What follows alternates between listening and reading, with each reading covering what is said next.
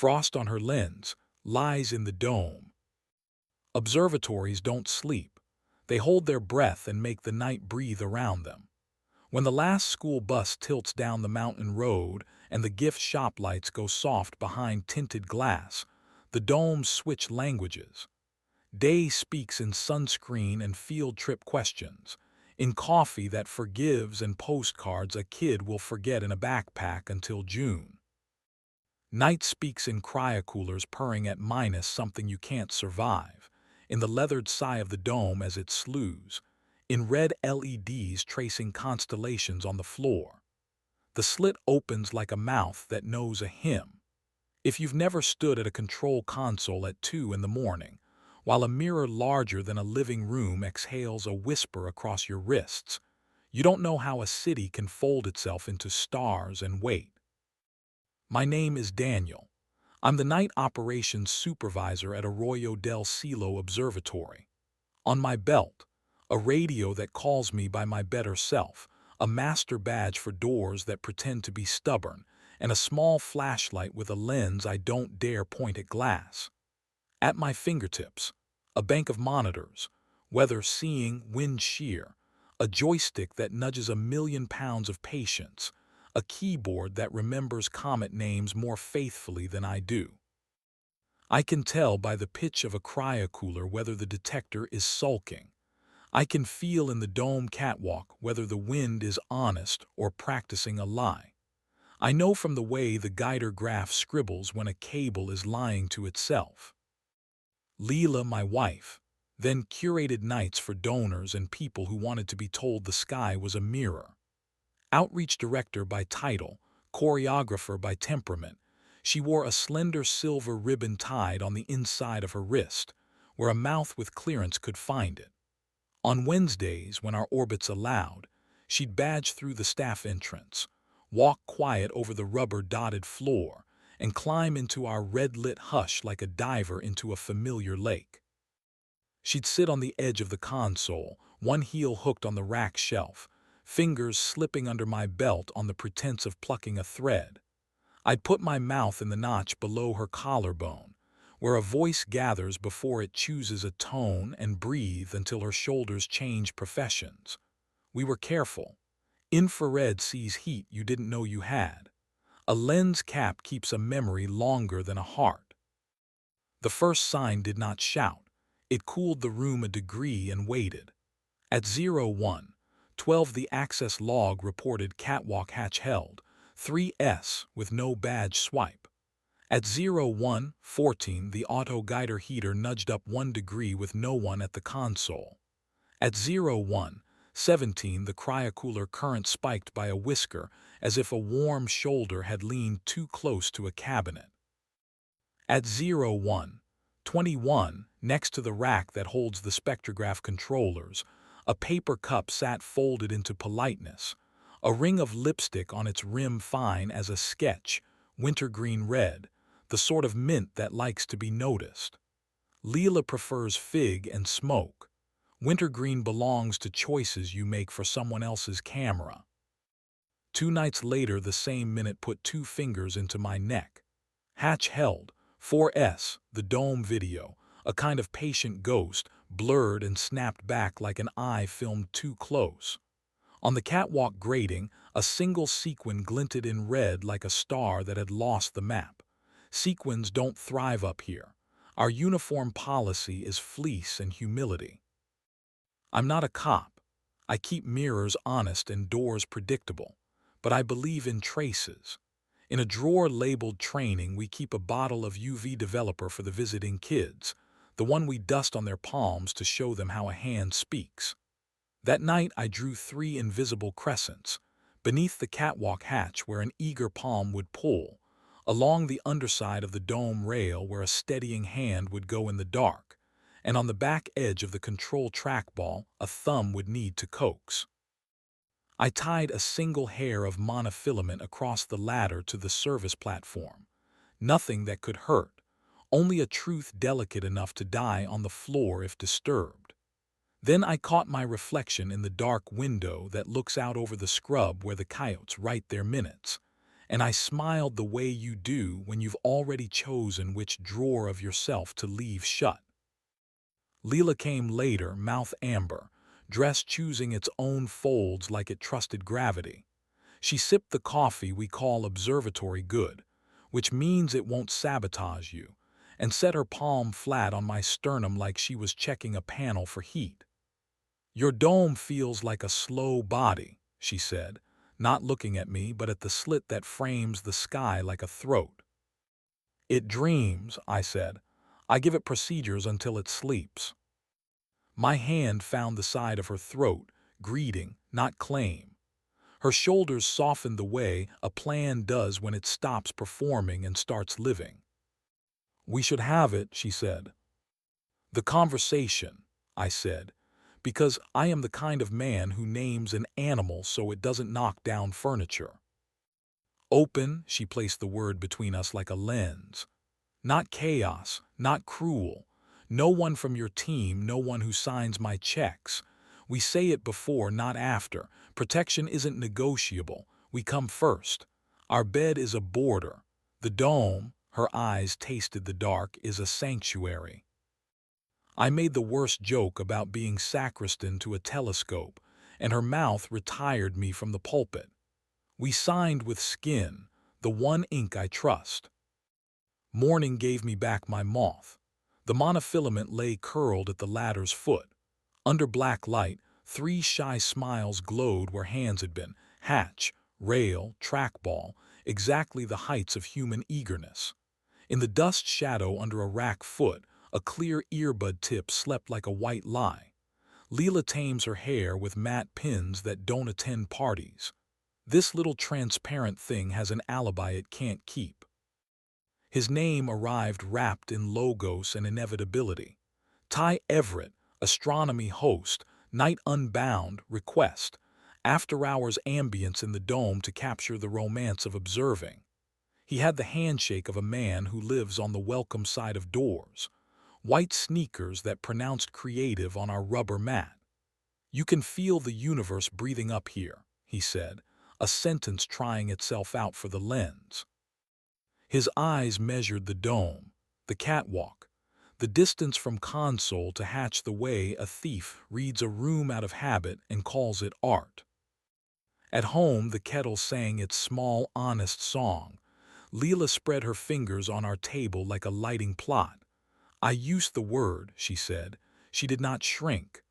I wasn't supposed to bring that into your walls. I won't again. Not here. What time?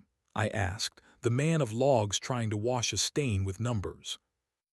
It's not the hour that cleans it, she said, and I admired and resented the cleanliness of that truth.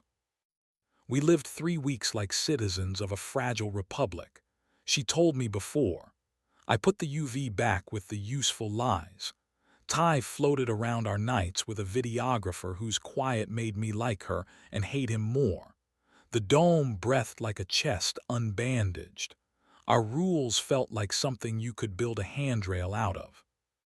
Thursday remembers itself. 01:12 held, 5S01:14 heater nudge, 01:17 current tick. In the staff kitchen, a flute dried with a wintergreen ring neat as a signature. On the staircam, a silhouette paused to tie a shoe with the posture of a man who hopes posterity is watching. I didn't call security to stage religion.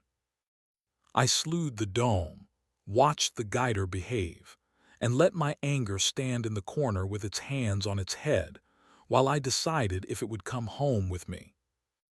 We separated like people who had rehearsed compassion and decided to use it on purpose.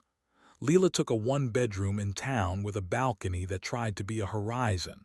I kept my chipped mug, my key ring that jingles like a small promise, and the smell of dust that isn't dust but starlight's refuse. She took the kettle that gets the song right. Hate me clean, she said. If you can't, file me in a drawer you don't open often. I label well, I said, and for once it was a blessing instead of a joke. Work stitched me back with cold metal and warm routine. A power blip tried to make theater on the mountaintop. I made choreography instead. A grad student whispered to me like I was the sky. I gave her a better focus and a speech about trusting the auto-guider that I wish someone had given me. A coyote crossed the service road with a look that asked who invented headlights. I apologized without speaking and he accepted. I slept in slices. I learned to like the fatigue that smells like truth. She arrived with a pelican case and a pencil in her hair like an antenna. Ray was an instrumentation engineer from the vendor, come to tune a spectrograph grating whose stubbornness had its own billable hours. She wore black jeans with a kneeling scuff and a jacket that smelled like clean solder and rain you never actually see. On her left middle finger, a pale scar lay like a comma where a rack door once took a small bite. We met properly at 0311 in the rack room behind the control floor, our faces painted in blue by equipment that pretends it's asleep. Ray pressed her ear to a housing and drummed the back of her fingernail against metal until a cheap fan confessed its tired bearings. "Respect, not force," she told the cabinet, not me. "Everything worth keeping," I said, angling the flashlight where she'd have asked if she were the kind to ask. Our fingers grazed when I handed back the driver. The electricity went the correct direction. Our first kiss happened in the cable wrap under the big telescope, the world's kindest machine sleeping above us like a whale. We had killed the azimuth drive for testing, always honest enough, and the red safeties made the air feel like a cathedral that had decided not to judge anyone tonight. Ray put her palm on my sternum, precise as a voltage check. I put my mouth beneath her ear, that little country where language becomes breath before it becomes sound, and we stood while something old in both of us changed jobs. She kept her eyes open, not a dare, a gratitude that the dome stayed upright while we tilted. My hand found the side of her throat, hello, not proof.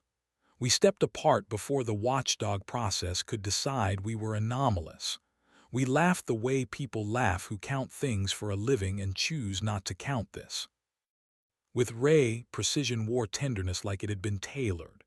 She likes my thumb resting on the pulse in her wrist and my disinterest in hurry. She will slide astride my lap in the tiny glass office off the console, blind down, monitors dimmed, the dome a slow animal around us, and draw with a fingernail on my forearm the path from slit sensor to weather demon to safe park, wiring a body back into itself with little maps. We made rules the building could bless. Not in the control room when the cameras can remember better than we do. Not on the catwalk when the public feed is rolling. Yes, in the rack room. Yes, under the cable wrap. Yes, on the service balcony where the Milky Way pretends to be ours for 6 minutes. If you came for revenge dressed up as righteousness, I will waste your evening. I could have printed logs and circles and sent them to a board that loves a scandal until it owns one. I could have made Ty Everett learn the difference between allowed and welcome. I could have taught Leela what the dome knew. But an observatory is a sanctuary for other people's looking. The teacher who drove a bus up the mountain so 20 kids could see a globular cluster like sugar on black velvet doesn't need my anger climbing the stairs. The grad student whose comet looks like her first kindness doesn't need me to consecrate a corridor. Also, Ray prefers me smelling like Freon and patience, not victory. Leela and I learned to speak without turning nouns into knives. She kept the contract to stage our Sky and Silence gala, because she is excellent and I am not small. Sometimes she texts a photo of her basil pretending to be a tree. I send a still from the all-sky cam at 4:05. The Milky Way like a spill of flour, a meteor lying about speed. Proud of you, she wrote the night I juggled a wind gust, a power hiccup, and a donor tour without letting the telescope or the people feel insulted. I let the words rest. They had lost their claws. Ty still climbs our road now and then, making content out of the patience of machines. We passed in the staff corridor by the elevator that never learned to love crowds. He lifted 2 fingers in a salute he learned from movies. "The dome's a cathedral," he said, trying the line out on me like I was a microphone. "It remembers craft," I said. "The sky remembers itself." He smiled the smile of a man who thinks composure means permission, and let the door teach him nothing. Nights went back to honest. A gust shoved the slit and we called it stubborn wind instead of a sign. The guider sulked and I brought it a new star with a hand gentle enough to keep my pride from getting involved. A fox trotted along the service wall carrying a sandwich stolen from a careless graduate student and looked as if he'd invented the concept of hunger. The dome breathed. The mirror forgave. Sometimes I wake on the narrow cot in the dark room off the server bay at an hour my watch refuses to dignify. If Ray's shin lies heavy across my thigh like a comma placed where the sentence needed breath, I set my hand along her throat and wait for the lift that says yes. The difference between an ending and a finish has a temperature. My palm reads it better than my mouth.